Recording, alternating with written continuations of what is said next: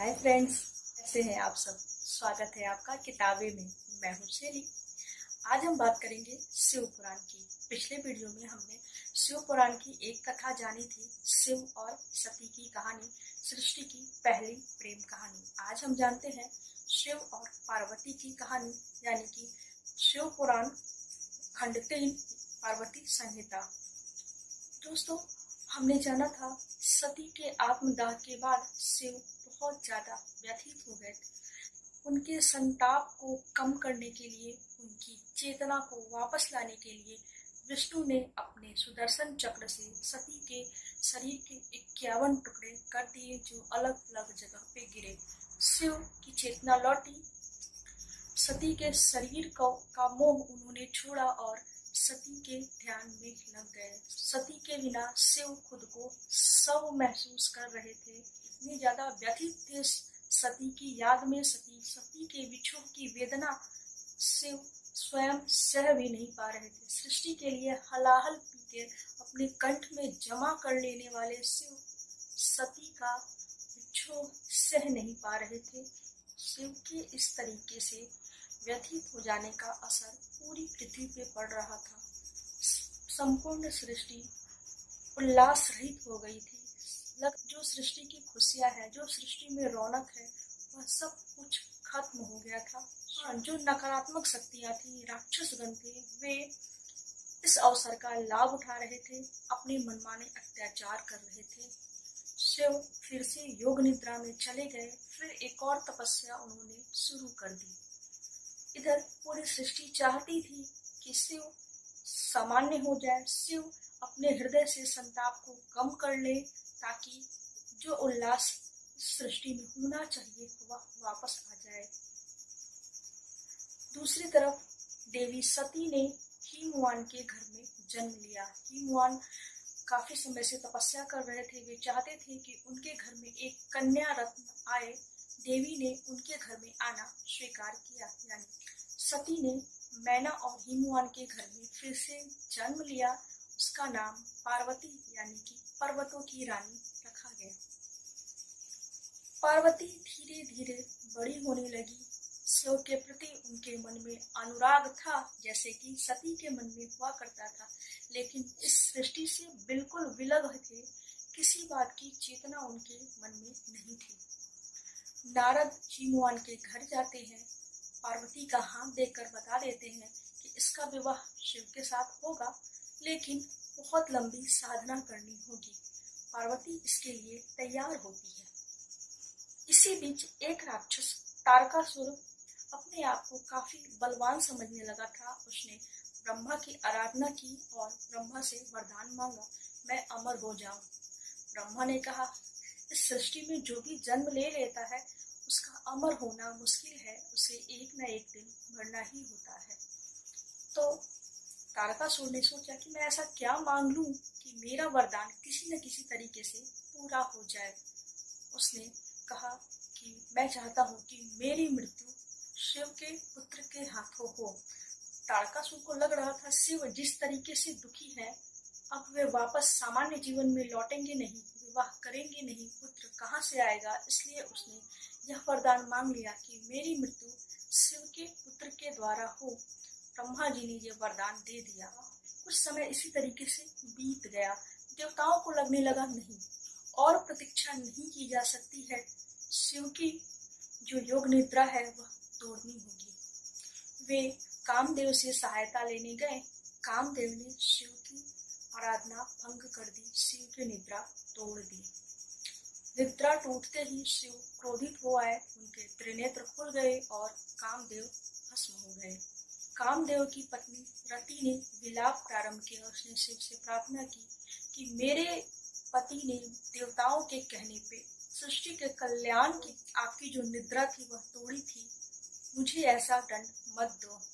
शिव ने कामदेव को जीवित तो कर दिया, लेकिन शरीर वापस ले लिया और कहा, द्वापर के पहले यह शरीर तुम्हें नहीं मिल पाएगा। और फिर कामदेव को अनंग कहा जाने लगा, यानी कि बिना अंगों का। देवताओं की बात सुनकर शिव ने कुछ नहीं कहा, वापस अपनी तपस्या में लग गए। पार्वती ने शिव की घोर तपस्या प्रारंभ कर दी। समय बीतता चला गया और समय के साथ साथ पार्वती ने अपनी तपस्या कठोर कर दी। उसने अन्न जल त्याग दिया, पेड़ के पत्ते खाके जीवित रही, फिर पत्तों का भी त्याग कर दिया और अपर्णा कहलाई। पार्वती की तपस्या से प्रसन्न होकर शिव ने उसकी परीक्षा के लिए सप्तर्षियों को भेजा। सप्तर्षियों ने आके शिव की काफी निंदा की। पार्वती इससे बिल्कुल भी विचलित नहीं हुई। उसने कहा, विवाह तो मैं शिव से ही करूंगी, मेरे हृदय में शिव के सिवा कोई और नहीं हो सकता है। पार्वती की यह बात सुन के सप्तर्षियों ने उसे मनोकामना पूर्ति का आशीर्वाद दिया और चले गए। पार्वती की यह तपस्या शिव को आने पे विवश कर गई। शिव उसकी कुटिया में आए, उसके अनुराग के वशीभूत वचन भी दे दिया कि विवाह करूंगा, विवाह की सारी व्यवस्थाएं भी करूंगा। पार्वती खुशी खुशी अपने घर लौट आती है।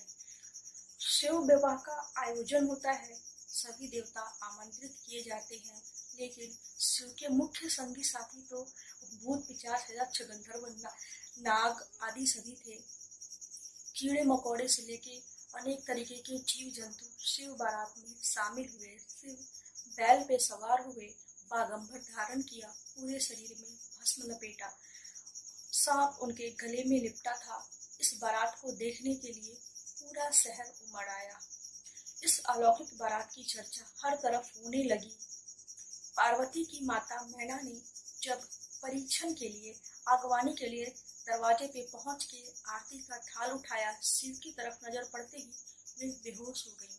उन्होंने उम्मीद नहीं की थी कि इतनी रूपवती कन्या के लिए ऐसा वर मिलेगा। शिव का रूप उनसे सहन नहीं हुआ।